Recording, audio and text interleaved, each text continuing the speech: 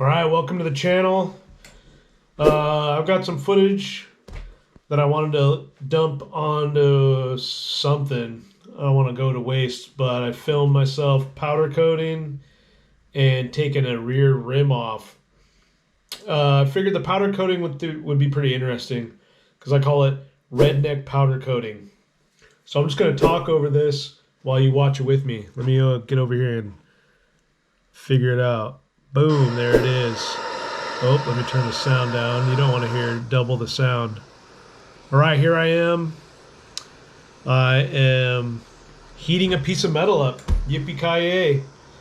I'm just going to talk about how I got to this point first. I wanted to powder coat my motorcycle, mainly the frame, and I went for a quote, and they quoted me $600, give or take, and I said, no way, Jose. Couple cans of spray paint, primer, and a bunch of clear, and I'd be out $40. Of course, it would take me a week to paint it, to let it cure and all that. I don't want to do that. I want to powder coat it because it lasts longer and it would do a lot better job than I could paint it. I've never painted something like that and actually did a good job. So I went down the rabbit hole of trying to figure out how much it cost to do myself, and the gun and the materials were way less than $500. The only thing is you need an oven. So to powder coat, you need the gun, the powder, power, air hose, and an oven to bake the product on. So I went down the rabbit hole of trying to find an oven right away. I tried to find big metal containers or shelves, or not shelves, what am I thinking? I don't know, storage bins, big metal ones. People want money for those. They don't want to give them away. So I gave up on that idea. And then I figured maybe I'll buy some, I don't know, like foam that's fireproof or something. And that was expensive. Everything just kept jumping up to $300. So I went down the rabbit hole of how does powder coat even work? Or, what makes powder coat stick to the metal? And basically it's the heat, the baking of the metal. Getting the metal hot bakes the product on. So I went down the rabbit hole again and saw what other people do, and I saw a couple people use heat guns and bake the metal with the powder coat on. So I thought, bingo, I'm going to do it that way. So I tested one piece. I actually tested my motorcycle lift. I cleaned that thing all up, and I figured this thing's going to be covered in oil anyways. I'll test it on this. So I baked that thing and hit it with powder coat, and it kind of worked. But what I did on that one was I powder coated the top. I sprayed the powder coat on, and then I tried to hit it with a torch to heat it up, and it blew all the powder coat everywhere. And it baked little bits on it. And I kind of had the afterthought to think, oh, I'll heat it up first. So then I just spray painted it and called it a day because it's, I'm just running motorcycles up and down on it. So back to this. This is my second time powder coating. And this time, what I've been doing here was I was heating the metal up to a certain temperature. And here I am after it's heated up to like 250, 300 degrees, just hot enough for it to stick, basically. You get it too hot, it'll like boil on there or cook on there. You don't want that. You want it to stick and then melt down to have a nice little sheen to it. It's a pretty crazy process. You spray it on there and put this ground on there that I'm trying to attach. And the powder, excuse me, adheres to the metal. And then the heat bakes it on there. Like basically just melts it. Yeah, and it makes all the imperfections go away too. bakes on like clear for the most part, unless you do like a really horrendous job. Yeah, it's pretty easy. Um, I used Harbor Freight powder coat, and it's like a matte black. It wasn't very glossy, so I recommend buying some on Amazon. That's what I did for my frame. Um, it was $20 or less with shipping, so you can't beat the price. And the stuff at Amazon was like, sorry, Harbor Freight was cheap too. It was like $6, $8 or something. Um, so all in all, in total, I got the gun for $75, the powders for less than 20. I'll say $25. Um, that's it. Oh, and then I had to buy some stuff for my air hose, so I didn't have full air hose power going to the gun. You got to turn it down, keep it at like 10 psi or less. I can't even remember how many psi's or whatever, but you got to keep it really low. Um, yeah, you just got to constantly adjust it too. I mean, the gun's probably not the greatest, but for what it is, it works great. You know, you're putting powder on a metal. Like, how more artistic can you really get? Unless you're going to town on it and just dumping it on there. That's a thought I had too, but don't do that. You if you put too much powder coat on, it will. I don't think it'll run, but it'll give it that orange peel because it's like too thick in some spots. It's high and low. But if you spray it on a little bit at a time, you can see that it's how many layers you got on it basically. I kind of did layer, then I heated it up, and then a layer, then I heated it up, then a layer, then I heated it up. I don't recommend that. I recommend just layering, putting a bunch on, like twice as much as you think, and then slowly heating it back up. Like, don't do direct heat.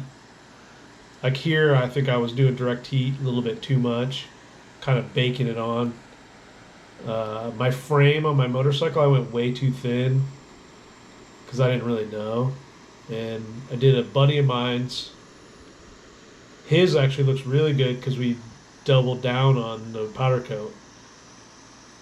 And saying how much powder coat to use, I bought whatever you buy from Amazon is like a bag. It's like a handful or more, and I didn't even use half of it, and I didn't use it sparingly. I mean, it was just coming out of the gun, falling out. I was making a mess with that stuff, and I still have half. And all said and done. At this point, it's the gas, the propane is a factor. But for $115, I got all my pieces and my frame that I needed powder coat in one day. I mean, in an hour, I could have had all that done. Um, I mean, once it cools down, you're ready to go. You just put it. You can make it into a roller. You can do whatever. It's pretty insane. Time saver. I will say, stripping the old paint off your bike is really gnarly. It's so hard. I live in California, and if you put bleach or any type of solvent in some sort of liquid and try to sell it to me, you can't. I mean, everything is.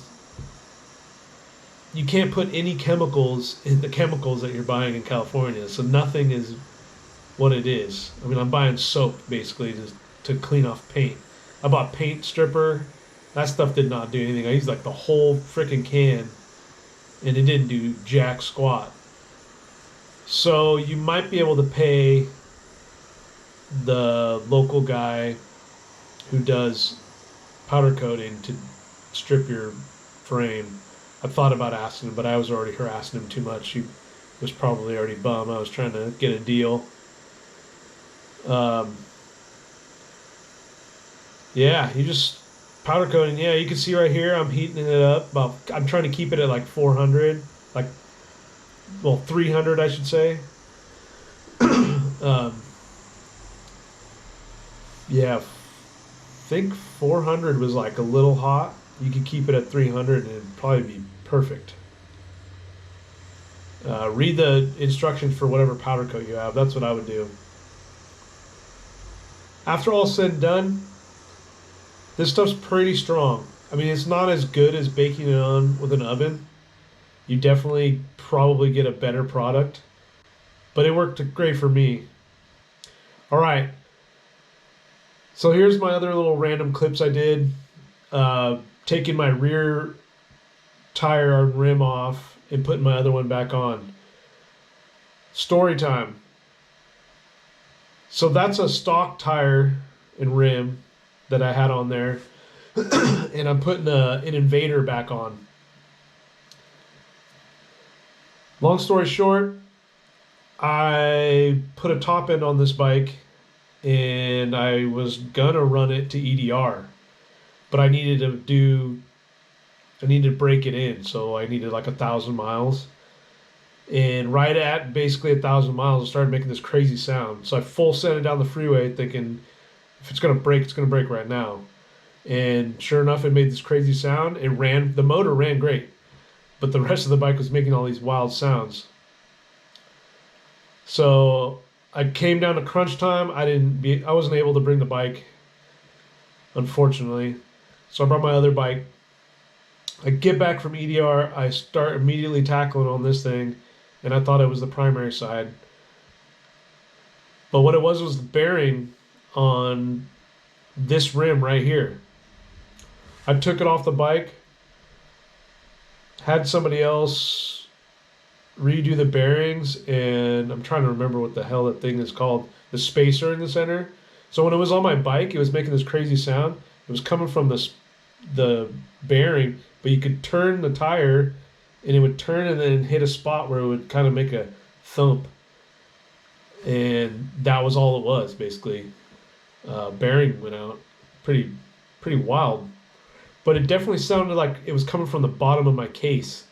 I thought it was the chain, the primary chain, maybe the tensioner I put on there wrong because I went in there to change the clutch plates and all that. Who knows what I did, right? So I took it off, checked it out, everything looked golden, put it back on, sound was worse. So I took it back off. I think I did it like 3 times because I kept coming up with all these things. And finally I figured out it was just the bearing. Saying that, my front one wobbles now. So I'll probably do that one too, just in case. So Lead Sled Customs. What the heck, man? Short spacers in your rims. That's sketchy.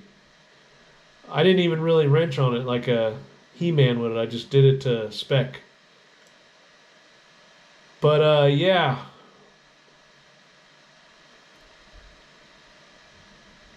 Yeah, here I am just tightening it up, button it up. Voila. Yes. So this is just random clips I had. I just want to talk about what was going on. I could talk all day about my EDR trip and the sounds that my bike was making and what I had to go through to not get my bike to get to EDR, which was super lame, but I took another bike and it was fun enough. EDR is a good time. I think I got some more clips like this of me welding my frame up and taking the frame apart and putting it together. Who knows?